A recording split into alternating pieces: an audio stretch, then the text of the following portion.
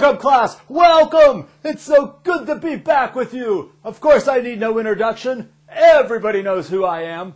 And since Tom is feeling a little burned out, shall I say, I'm delighted to substitute for him because I am, after all, an expert on hell. Now first, we have to answer this very important question. Are we really supposed to believe that there's this little red man somewhere with pointy ears and a pitchfork overseeing a blazing furnace for eternity? Of course not. The Bible certainly doesn't suggest that. So what we're going to do is explore this hot issue in a serious way. Now in Christian theology, which I'm an expert in of course, there are two traditional schools of thought on hell. Everyone agrees that it's a terrible place. It's an awful place. Some people believe it's forever. Some people believe it's temporary. Let me read to you from a pamphlet that I found. It's called Where Are the Dead? And it talks about what happens when you die if you go to hell. It says, you will be in a lake of fire where there is no hope, no rest, no comfort, no peace, no sympathy, and no second chance. There will be nothing but hatred, misery, anguish, suffering, pain, agony, sorrow, torment, wailing, and gnashing of teeth forever and ever. Sorry. All right, that's one view. Another view is that it's temporary, that the real purpose of hell, still a terrible place, but the purpose is restorative or correctional. God's love for people never dies, never ends, and therefore God will ultimately bring us to heaven even if you go to hell first. And this is a form of what's often called universal salvation. Now I should mention another common view that is very prevalent in our culture, and that is that hell doesn't exist. Nobody's going there. It's make-believe. It's fictional.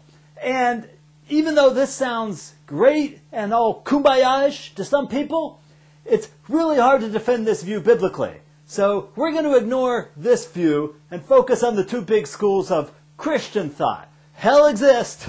It's bad. The big question is whether it's temporary or forever. And my conclusion on this matter is simple. If hell is an awful, terrible place, why would you want to spend any time there? Choosing heaven is a much smarter choice. Now, to change subjects. I know a lot of people want to know what hell is really like. Is it a burning pit, a lake of fire? And if you take the Bible literally, the answer might be yes. A lot of people, though, think the biblical language is metaphorical and that hell really isn't literally about fires. Now let's take a moment and actually read from the Bible. In hell, where he was in torment, he looked up and saw Abraham far away, with Lazarus by his side. So he called to him, Father Abraham, have pity on me, and send Lazarus to dip the tip of his finger in water, and cool my tongue, because I am in agony in this fire. But Abraham replied, Son, remember that in your lifetime you received your good things, while Lazarus received bad things. But now he is comforted here, and you are in agony. And besides all this, between us and you a great chasm has been fixed, so that those who want to go from here to you cannot, nor can anyone cross over from there to us. We could spend hours dissecting that passage. There's a lot going on. Lots of images, flames, agony, an inability to get out, at least temporarily, and an ability to see into heaven. And it's that last point which raises another common view.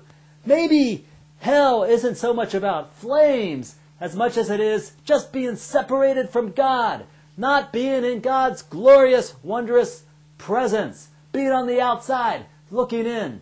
Tom told me this story that he still remembers from when he was a teenager in State College, Pennsylvania. He tried to go to a concert at Penn State. He thought it was Billy Joel or the Doobie Brothers. Couldn't remember which. And he couldn't get in. And so he was standing at this door outside of Rec Hall. There's a picture of the door right there. And he couldn't get in. He could just hear the crowd noise. But he was outside and cold and lonely and left out in the dark. It's not the greatest analogy, but maybe on a much, much more dramatic scale, that kind of is what hell is like. In Matthew 8:12, Jesus says that some will be thrown outside into the darkness where there will be weeping and gnashing of teeth.